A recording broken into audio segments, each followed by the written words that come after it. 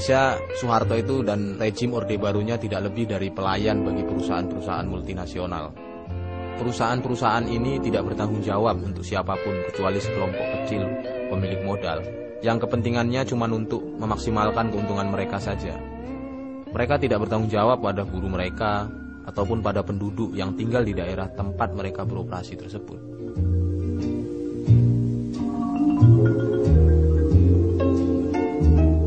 Negara-negara berkompetisi untuk menarik perusahaan-perusahaan multinasional untuk menanamkan modalnya di negaranya masing-masing.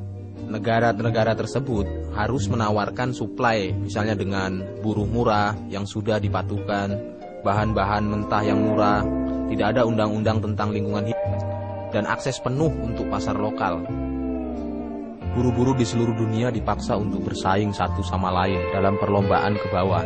Jadi siapa yang akan menanggung kondisi terburuk seperti ini sebenarnya? Inilah mengapa buruh harus membuat serikat internasional untuk meningkatkan standar bagi seluruh buruh itu sendiri sebenarnya. Jadi nggak ada gunanya misalnya Sokpindo sini nuntut gaji, Sokpindo yang ada di Afrika diam aja. Itu nggak ada gunanya. Dampaknya dia bisa pindahkan Sokpindo ke Afrika yang buruhnya itu gajinya murah. Iya, karena buruhnya diam saja gitu. Jadi untuk mengimbangi kaum pemodal yang memang sifatnya multinasional itu kita juga harus membangun jaringan yang internasional.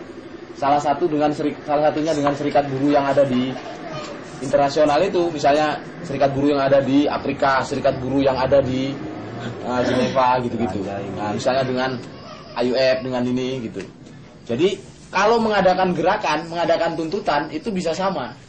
Sokpindo di Indonesia menuntut gaji naik 10% atau naik 100%. Sokpindo yang di Afrika juga nuntut 100%. Sehingga perusahaan mereka akan kewalahan untuk akan dipindahkan dimanapun, tetap buruhnya akan nuntut itu.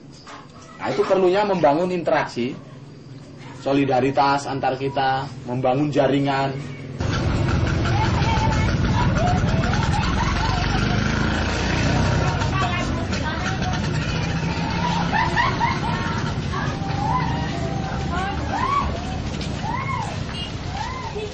Selain itu, buruh seperti kita yang hidup di negara-negara miskin, kita juga menjadi menderita karena akibat hutang-hutang nasional. Pembayaran hutang dengan bunga ini mengharuskan upah ditekan serendah-rendahnya. Pada saat yang sama pula, persyaratan hutang tersebut mengharuskan pemerintah untuk memotong subsidi di bidang makanan dan BBM. Biaya kebutuhan hidup terus naik sampai dengan 50% dalam 1 tahun ini. Di Indonesia, rejim militer mengambil pinjaman yang sangat besar dari pemerintahan negara-negara kaya, bank-bank swasta, serta juga IMF dan Bank Dunia. Sebagian besar uang itu digunakan untuk mengembangkan bisnis besar dengan membebankan resiko bagi buruh dan lingkungan hidup. Perasaan Bapak gimana gusur itu, perasaan Bapak bagaimana? Kecewa gitu Pak? Bagi kami ya tidak, oleh karena tadi sudah saya bilang kan, kami itu semua merasa setuju. Oleh karena pemerintah ini kan tidak bisa ditantang, maka itu kan Pak Soeharto yang pegang. Nah itu. Jadi demi pembangunan gitu Pak? Demi untuk pembangunan, tapi sehingga yang keselnya itu kami lihat itu sehingga sekarang tidak ada dibangun apapun. Selama pembangunan ini Bapak ada merasakan nggak? Ya.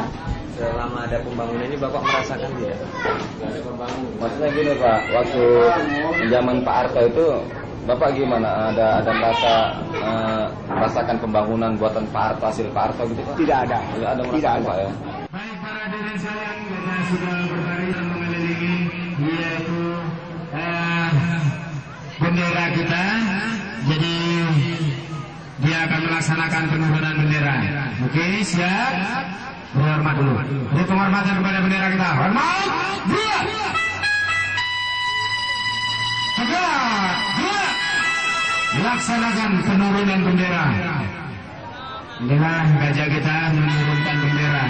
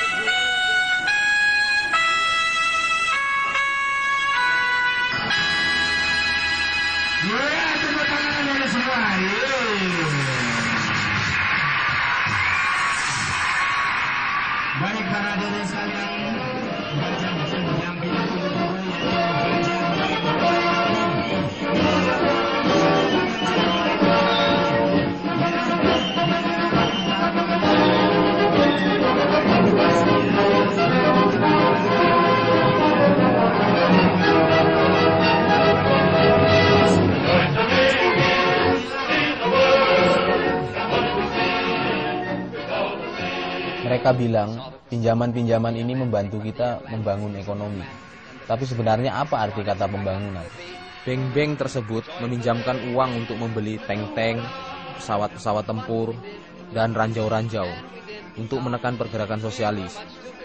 Apakah ini yang disebut pembangunan? Dan juga bank-bank tersebut meminjamkan uang untuk memperbesar perusahaan-perusahaan yang sudah besar, membunuh usaha-usaha lokal yang lebih kecil. Apakah ini yang disebut pembangunan juga? Bank-bank tersebut meminjamkan uangnya sehingga orang-orang kaya dapat membeli tanah yang dulunya dimiliki oleh rakyat miskin.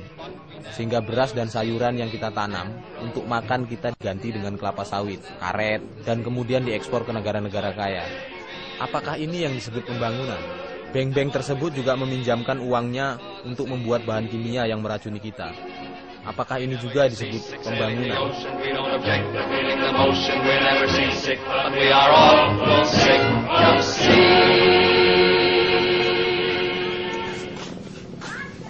Bisa seperti ini. Tolong dibersihkan dulu, Pak. Nggak ada lebih dari ini. Apa warung kampung nggak lebih dari ini. Apa Bapak nggak kepingin maju? Ya, kalau kita kepingin. Tapi masa dana yang susah. Tolong diberesi kursi saya, Pak. Saya nggak biasa duduk kursi yang seperti ini. Duduk adanya Terpaksa ini. nih saya kemarin nih. Panas. Jalan rusak.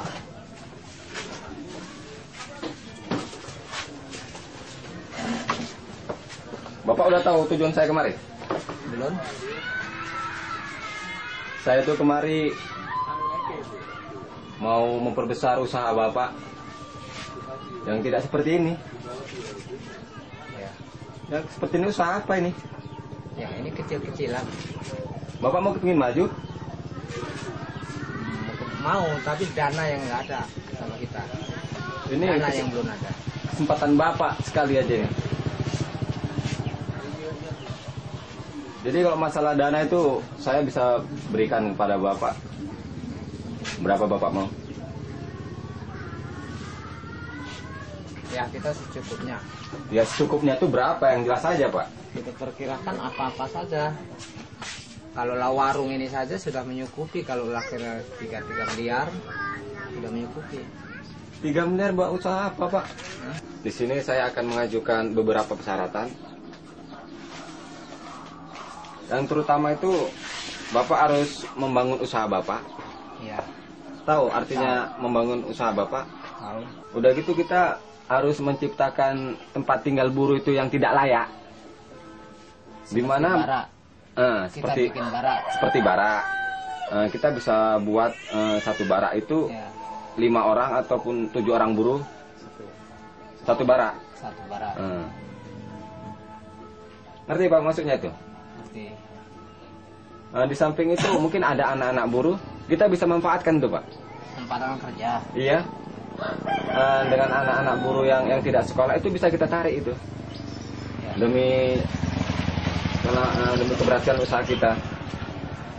Dan jangan sekali-sekali Bapak itu memberikan pinjaman ataupun mendukung buruh berserikat.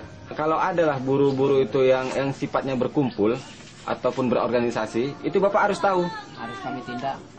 Memang harus tahu itu Pak. Karena nantinya jangan sampai buruh itu berorganisasi. Mungkin saya kalau memang ada dana bisa saya salurkan pada yang lain-lain supaya ada perkembangan.